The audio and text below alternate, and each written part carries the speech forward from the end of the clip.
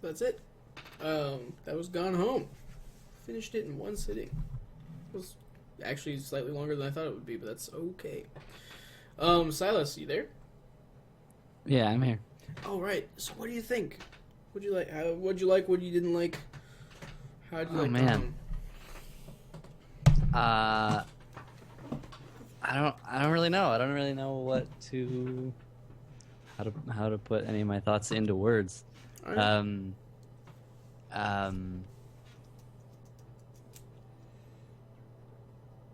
So what I would do is I would be like, all right, let's start with the things that people talked about all the time when they were talking about this game.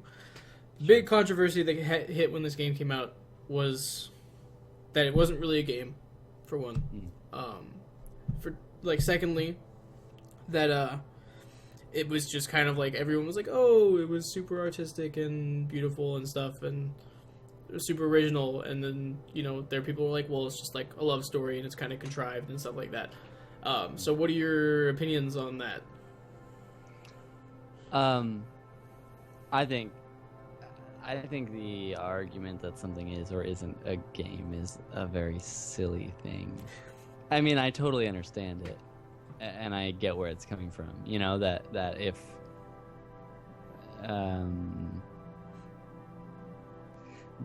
when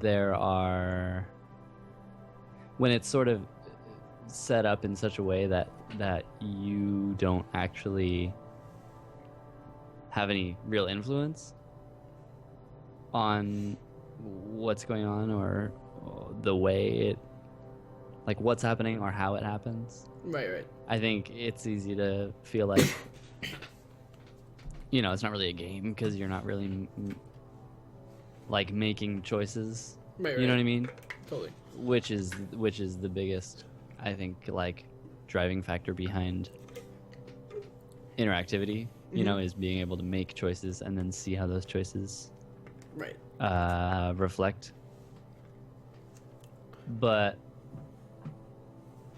I think it absolutely qualifies. I think yeah.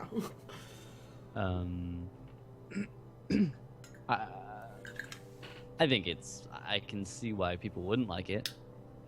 Because I don't think that style, that form of gameplay or interactivity is for everyone. I just think that some people think it's boring, or they want to have more action, or I don't know exactly what they're looking for, but I recognize that there are people who that just doesn't really work for. Yeah, and I think that's kind of where it comes down for me too, at least on that subject, is that it really depends on what you think of as a game and what you were looking for, and it's definitely not for everybody. But I think it's a really cool way to use the medium to tell a story, and it does kind of give you this. I mean, you could write a book or write a. Let me take a second. And we played Presentable Liberty yesterday, right? Yeah. And it was kind of a not game in the same way that this is a not game. Sure. Big quotation marks, in that you just kind of walk around and the things you have interactive abilities with is not like huge, like it's not a ton of things, but we talked about how that game could have easily been written in like a short story format. Yeah. And I'm sure that there's some way to write this in a short story format as well, but I think it did a really, really good job of developing the world through just having the house and the objects within the house, and like just having the ability. I only used 2 buttons that whole time, right? I have like this interact, and then also this kind of like observe button. So like a pick up, and then you can observe objects. And just by observing objects, like even if there weren't the story cues that were going on, like those letters to Katie the whole time, I think that through just the objects, there was plenty enough for me. I was in my mind putting together my own story as we were going along, that may or may not have been the underlying story, because there was a whole secondary arc, or like a secondary story with the parents and things going on like that you could totally just glean from all the different things you found around the house, which was super cool. And they did a really good job of putting you in the correct direction where it felt like you were exploring, but it was still linear enough that you were running into the objects in a fashion in which you would like put together a story, if that makes sense. Right. Yeah. And relatively chronological. Exactly. Whereas opposed to if you had just been like exploring the house and the whole thing was open right from the beginning, You would have gotten the different pieces of the puzzle, but you might not have put it together in the same way. And so I think being very conscious of how that worked was super cool. I'm not actually even sure how they did that. You know what I mean? How you create a game to work in that way. No, me neither. And I think that because you are just kind of wandering aimlessly until about halfway through or whatever, when they start introducing places that you couldn't have gotten to without getting those, I guess, checkpoints. But especially at the beginning of the game, I mean, maybe it's just that it's so open at the beginning that the pieces of information you gather don't have anything preceding them, so right, it doesn't feel like it's a story. Yeah, but I also can't imagine the story progressing in a different way than it did. Right. And I think is awesome. The really cool part about that too is like you get this feeling about when you read books that for like the first like 2 chapters or so, usually in a lot of really good books, you don't know what's going on until like about a third of the way into the book, and you can kind of start to figure out the story. And even then, as you're progressing through the book, you're still figuring it out. Yeah. I had a teacher in high school, and I don't know if you had the same teacher. It's the lit teacher.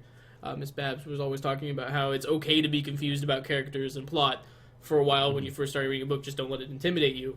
Getting all that information, just gathering it and let it stew in your brain. It's how you put together that story. And I think this did a really, really good job of just being like, here's the information. I'll let you glean from it what you will, and then you can just kind of start putting it together as it goes along. So yeah, I think that was really cool. And as soon as those pieces came, at least for me, as soon as those pieces came into existence, they like fit in their little puzzle piece slot in the storyline. You know what I mean? Like, totally. Yeah. So it felt very chronological, even if maybe it was jumping around, because if there was a date on it or whatever, like, it just fit right in where it did. To. Right. Yeah, there were as far as I could tell, there were no holes. There were things left open. Right. But I didn't find any timeline gaps or things that didn't make sense or anything. Right. It all kind of could put together, and I think that's super cool. Yeah, absolutely. And I have nothing against this kind of game. I mean, I just got done playing, Telltale. Like, I just got done playing Wolf Among Us, and I really like the whole storytelling of video game is still a storytelling medium. Yeah. I think that's really, really Absolutely. cool. Me too. I've really enjoyed playing stuff like that, and I really like it this way too, where it's not necessarily so direct in the storytelling portion. So my opinions on the game, I'm pretty happy about it. At least on the things that were controversial, I think were super cool.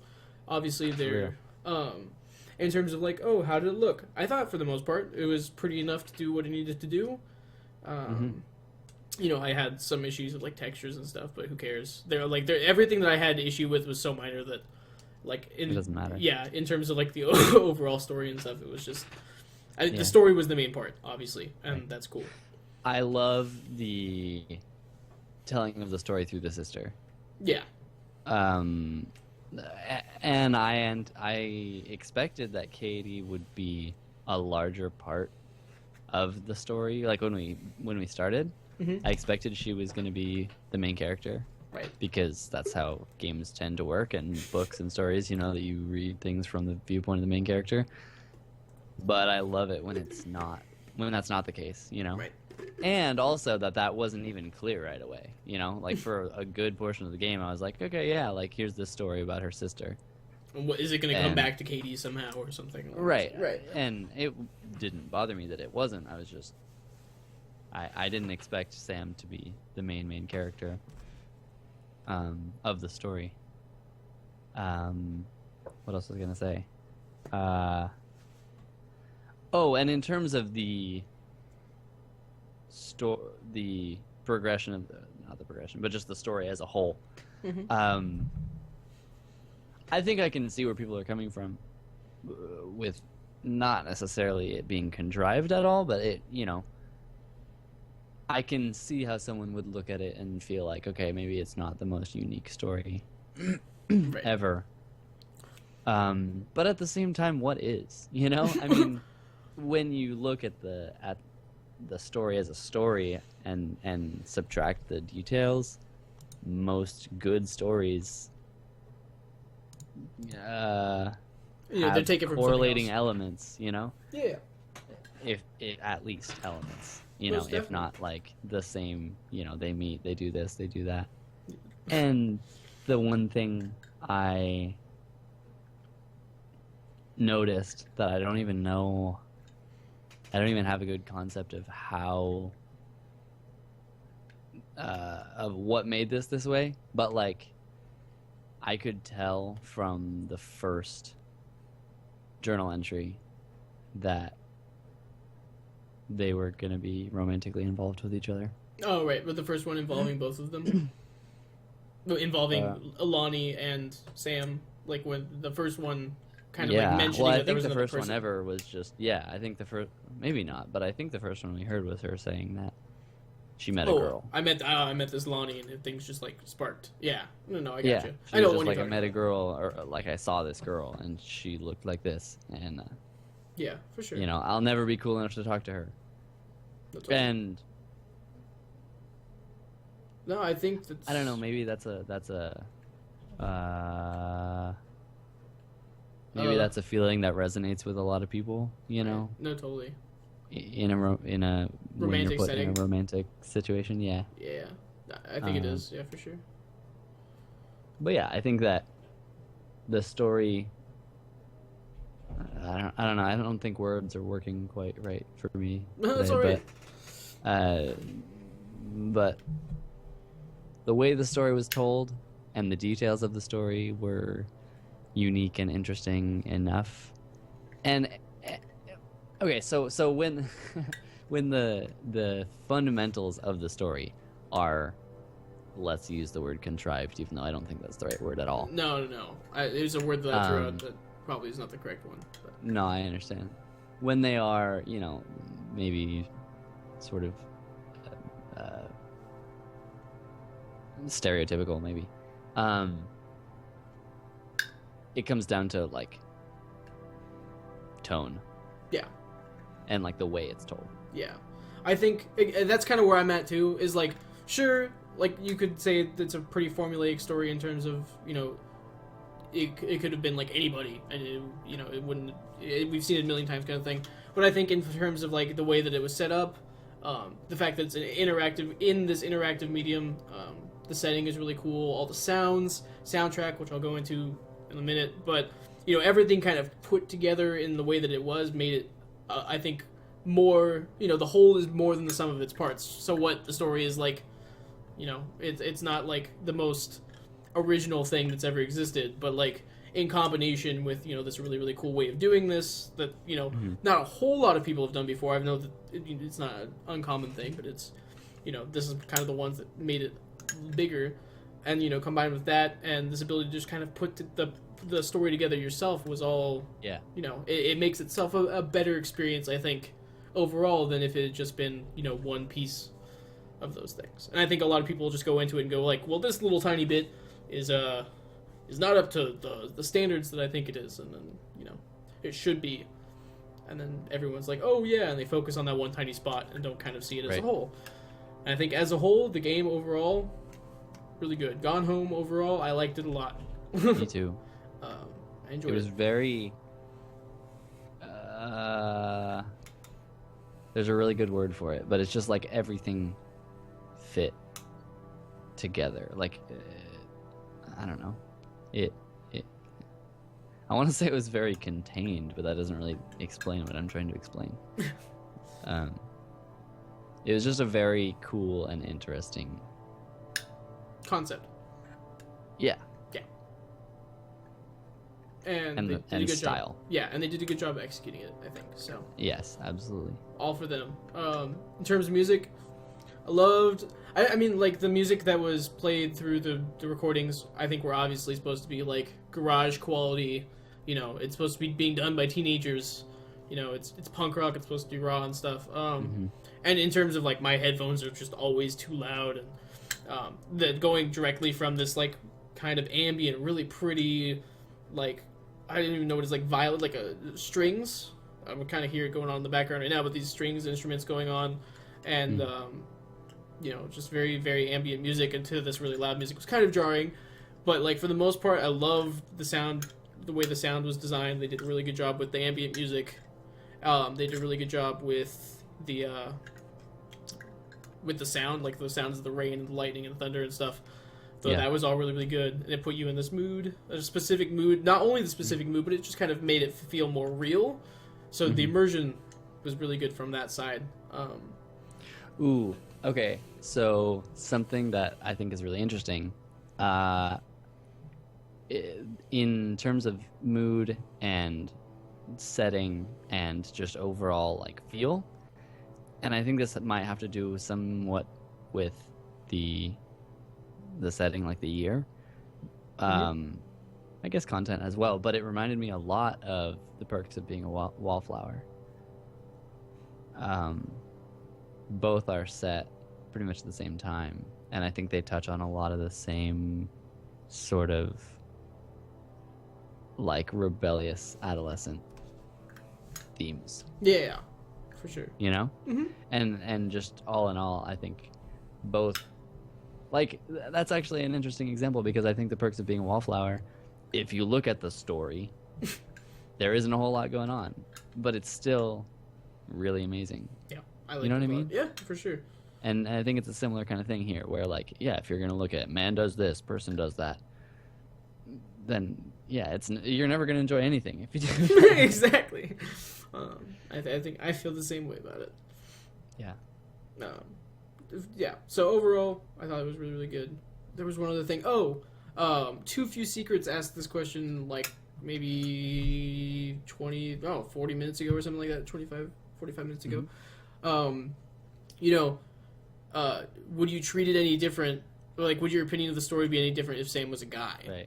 Right. I don't know if he means by that if it was just like a guy-girl relationship, or if it was a guy-guy relationship, like if it was a homosexual relationship, or if it was a a straight relationship. Would you treat it differently? Go ahead. For me personally, if Sam was a guy, I don't think there would be like the same like sister bond that you kind of feel. I know you can have brother-sister bond, but like, I don't know. I think there's something kind of close feeling about it than being, sisters together. I think that's super cool. But I think more so, what they're asking is if the story in terms of the love interest changes, if that changes my opinion of the story. And I don't think so. I think that they would probably just have to find a different conflict, essentially. Because they basically ham-fisted it at you at the beginning. You run into like 3 or 4 Bibles throughout the whole thing. That, your family's supposed to, like the character's family, Caitlin, Sam's family, is supposed to be really heavily Christian. And so like their values supposedly are, and they say in the story is like, you can't be, homosexual, you can't be gay, it's you have to be straight. You're just going through a phase or something like that. Like, that's the conflict. It's not like Montague's Capulets, we can't be together because our families are fighting, we can't be together because my family's belief system doesn't let me.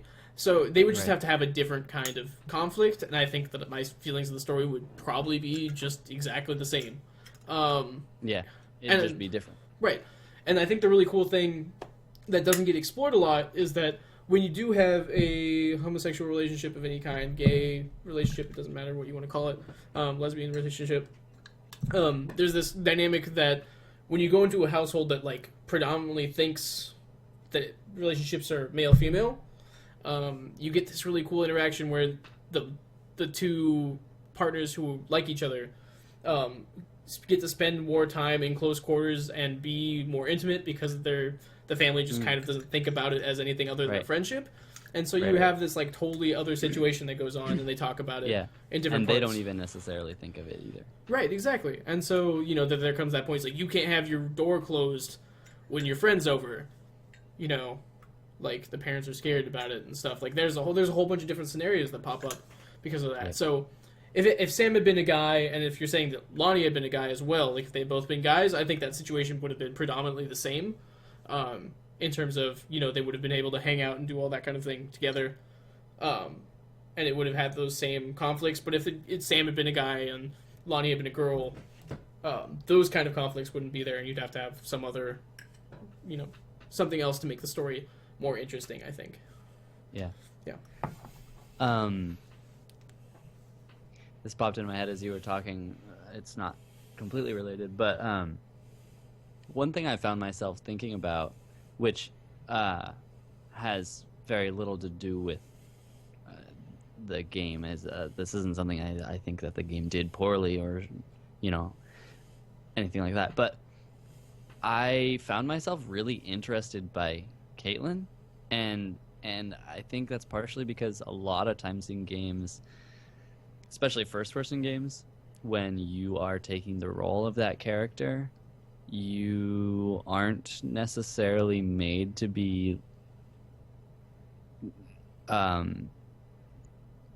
taking their place as much as doing it for yourself. Mm-hmm. You know what I mean? Right. But in this game, they didn't give you much, but they gave you enough to give Caitlyn a personality. And I wondered often her internal dialogue. Yeah. Okay, so that is also a super interesting part to me as well. Go ahead. Yeah.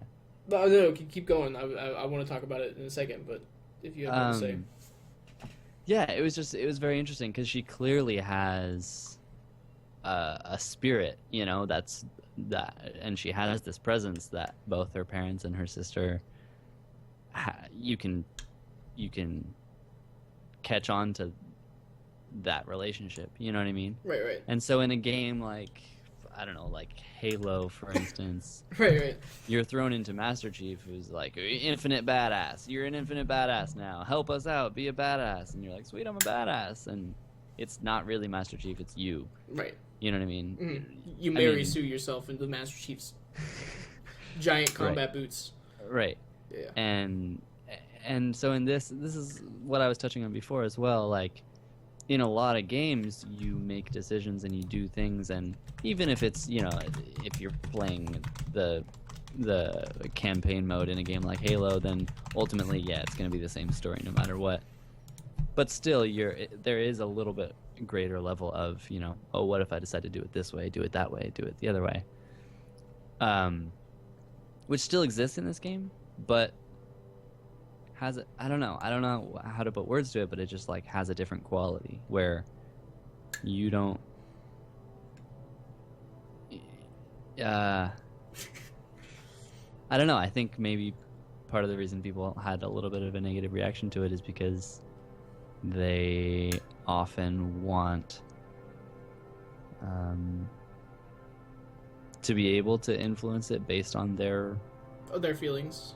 The way right. they think or feel about it. right. And you're given a tiny bit of her own dialogue. You know, there were a few objects that had those comments made by her. Right. Mm-hmm. But for the most part, you're just going, okay, yep, see that, okay. You know, and just walking around that object, this object, the other object. Right. But go ahead.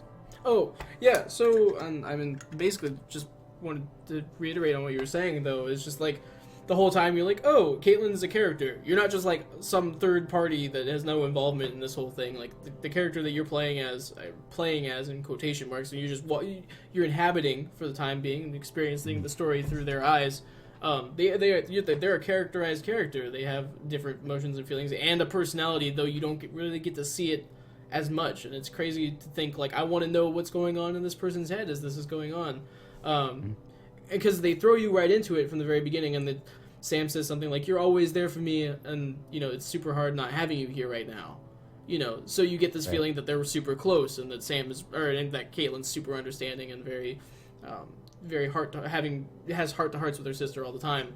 And then you get these, like, very short snippets, the postcards that she sends back from Europe.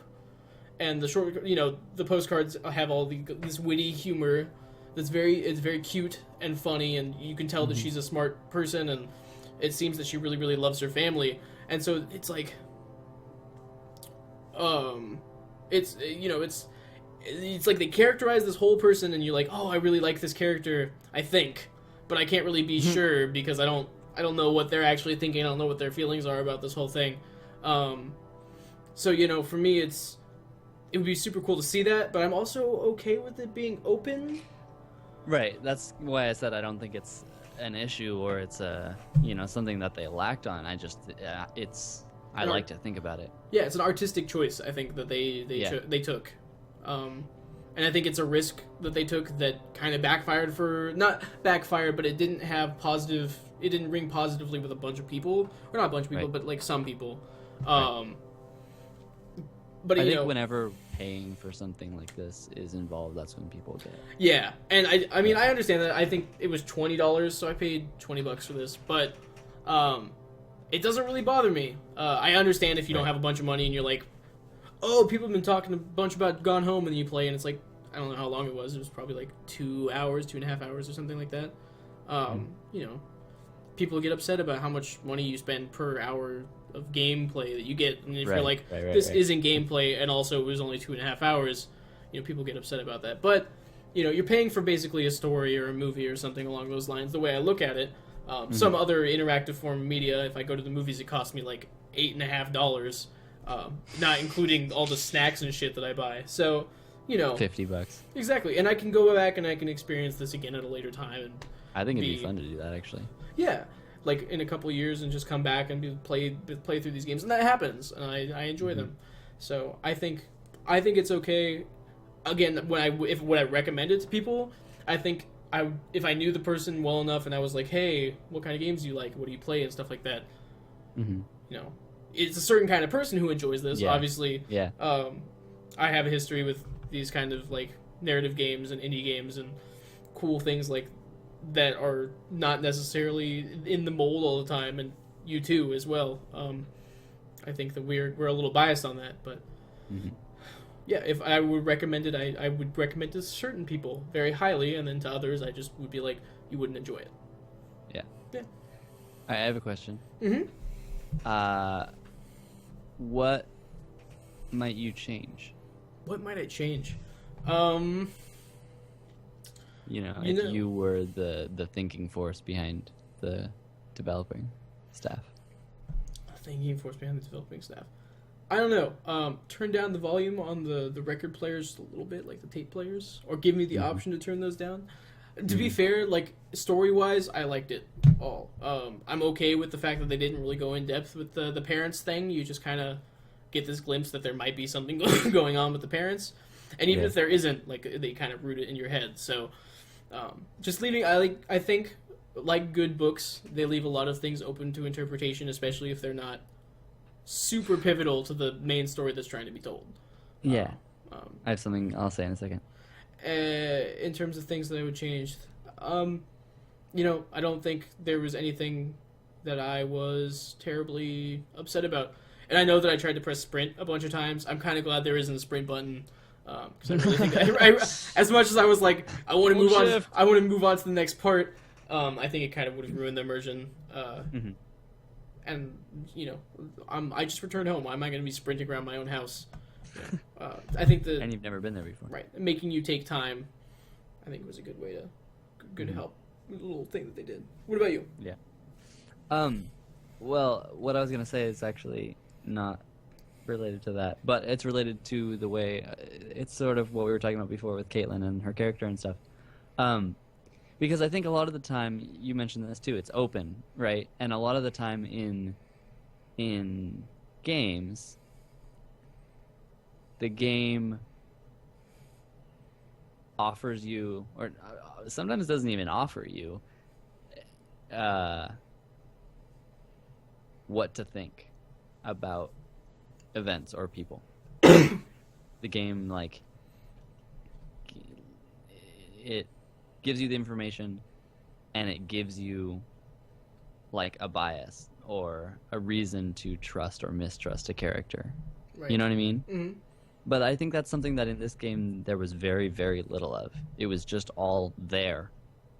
And there was even, like, you get to read that letter from your father's, like, supervisor or whoever it was, basically just being like, yo, if you don't step up your game, then this isn't going to work anymore. Yeah.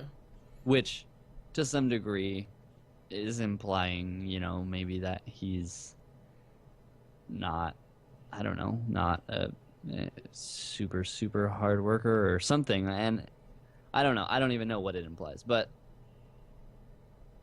because I don't think it applies anything. That's my point. Right, I don't right. think the game is saying he's not a great worker, and here's what you think about that. No. It's just you take it and you do what you will with that information. Right. Which is exactly how life is, and that's exactly how... You know what I mean? No, like, totally. It's just there. You bring in your own biases, and like that kind of also makes the story its own thing. And that Right. might also be what influenced a lot of people to be like, I didn't really like this game, is because the way they're raised or whatever their inherent values are just don't click with this, Right. And that's Right. that's okay. That's just how it is. Yeah. Yeah, I get it. Yeah, and he was a really interesting character too, and a really interesting example, I think, because like that, coupled with a number of other things. But like, I don't know. I just have interesting thoughts about him, but I don't know how to say any of them, so I'm not going to. Yeah, no, I think he was a super interesting character too. I'm glad that they went in depth with him. I'm sad that they didn't really do as much in depth stuff with the mom. Yeah, me too. Me too. But at the same time, it was kind of interesting to have a little bit of question, a little bit more mystery. Mm. Oh, I will say that though, that like you get this feeling that the mom is a super nice person and loving person, and then like there was like a really early transcript of I was gonna say manuscript or transcript, and I couldn't pick one. Transcript of his like book, one of his first books, and it was all crumpled up in the garbage, but like written on pen and uncrumpled by the mom was keep going, keep working at it, love you, honey. Like on the pen on the manuscript, so it was like, oh, that's super cool that she's helping him with that. Yeah. And then he had those big sticky notes that were like, "You need to get better." Right? Yeah, exactly. You just do better. Yeah. Mm-hmm. One thing that I was gonna say that I was thinking of when I asked you about if they could make anything different. I felt this, and then the more I thought about it, I realized I turned myself full circle on it. I was going to say I wish there was a little bit more dynamic to the environment, right? Like, oh, it's always raining, it's always stormy, and that's it.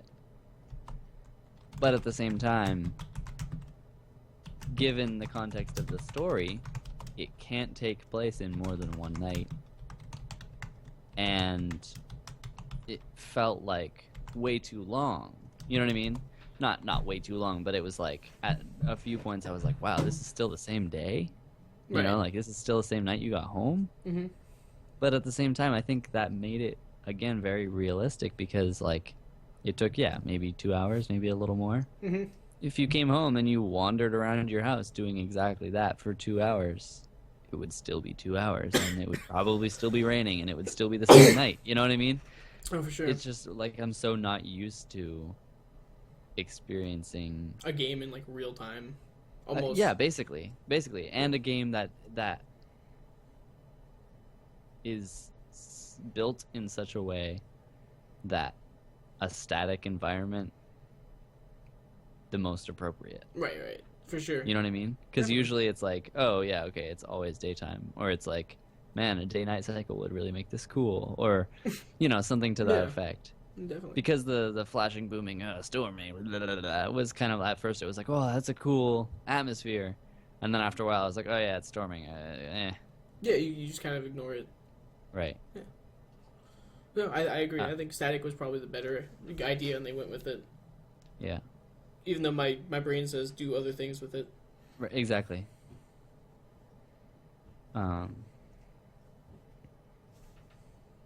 Anyway, I think that we've said like quite a bit on it. I don't even know how long we've been going for. But my general impressions were good. What were yours? Assuming the same, similar. Oh yeah. Okay. Definitely. We're both pretty thumbs up on it, but it depends on the person, for sure. Absolutely. Gonna go ahead and say that that's gonna end the Gone Home segment of things, and I wanted to say thank you to everybody who showed up and everybody who did end up watching on YouTube, because this is going up on YouTube on my channel, which is Twitch TV, or not Twitch TV, youtube.com/Ziggymcfly, and it's also gonna end up going up on Pyron's channel, which is gonna go Pyron Black. I don't actually know what your URL is, but I'll link it in dumb mine. and stupid because YouTube is crazy. Yeah. Do that. Yeah, I'll end up linking it in my YouTube video at least, and then also if you guys want that in my Twitch chat, I'm sure that Silas can drop that in there as well. But yeah, that's where that's going to be. And so thank you anybody who watched it on YouTube. Greatly appreciate it. You're all awesome.